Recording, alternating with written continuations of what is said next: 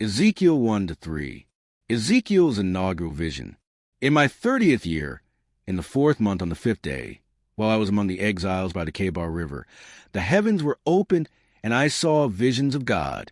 On the 5th of the month, it was the 5th year of the exile of King Jehoiakim, the word of the Lord came to Ezekiel the priest, the son of Buzi, by the Kebar River in the land of the Babylonians.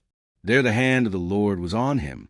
I looked, and I saw a windstorm coming out of the north, an immense cloud with flashing lightning, and surrounded by brilliant light.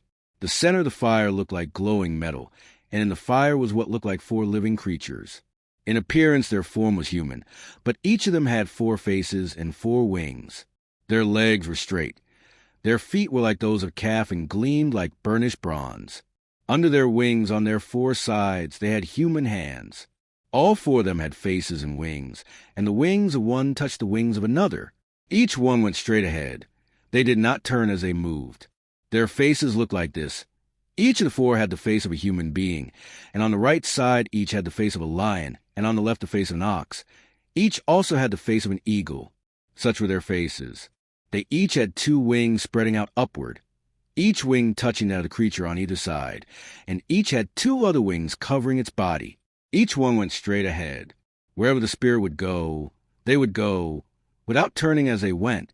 The appearance of the living creatures was like burning coals of fire or like torches. Fire moved back and forth among the creatures. It was bright, and lightning flashed out of it. The creatures sped back and forth like flashes of lightning. As I looked at the living creatures, I saw a wheel on the ground beside each creature with its 4 faces.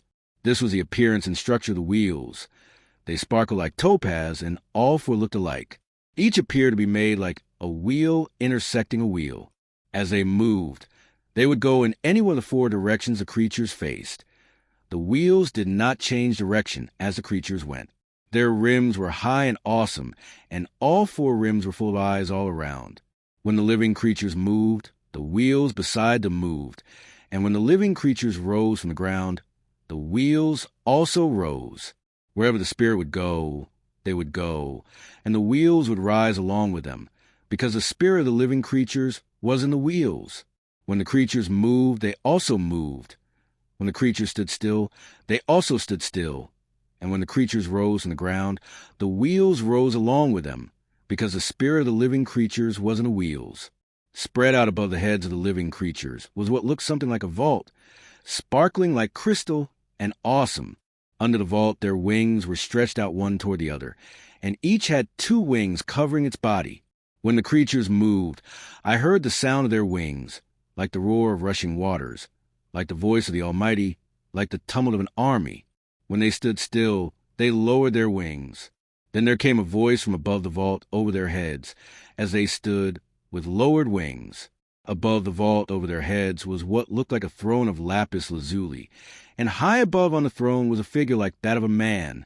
I saw that for what appeared to be his waist up he looked like glowing metal, as if full of fire, and that from there down he looked like fire, and brilliant light surrounded him, like the appearance of a rainbow in the clouds on a rainy day.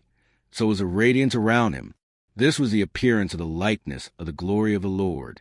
When I saw it, I fell face down, and I heard the voice of one speaking. Ezekiel's called to be a prophet. He said to me, "Son of man, stand up on your feet, and I will speak to you." As he spoke, the Spirit came into me and raised me my feet, and I heard him speaking to me. He said, "Son of man, I am sending you to the Israelites, to a rebellious nation that has rebelled against me. They and their ancestors have been in revolt against me to this very day. The people to whom I am sending you are obstinate and stubborn. Say to them, 'This is what the sovereign Lord says.' And whether they listen or fail to listen, for they are a rebellious people, they will know that a prophet has been among them. And you, son of man, do not be afraid of them or their words. Do not be afraid, though briars and thorns are all around you, and you live among scorpions. Do not be afraid of what they say or be terrified by them, though they are a rebellious people. You must speak my words to them, whether they listen or fail to listen, for they are rebellious. But you, son of man, listen to what I say to you. Do not rebel like that rebellious people. Open your mouth and eat what I give you." Then I looked, and I saw a hand stretched out to me. In it was a scroll which he unrolled before me. On both sides of it were written words of lament and mourning and woe. And he said to me, Son of man, eat what is before you, eat this scroll, then go and speak to the people of Israel. So I opened my mouth, and he gave me the scroll to eat. Then he said to me, Son of man, eat this scroll I am giving you, and fill your stomach with it. So I ate it, and it tasted as sweet as honey in my mouth. He then said to me, Son of man, go now to the people of Israel and speak my words to them. You are not being sent to a people of obscure speech and strange language, but to the people of Israel, not to many peoples of obscure speech and strange language, whose words you cannot understand.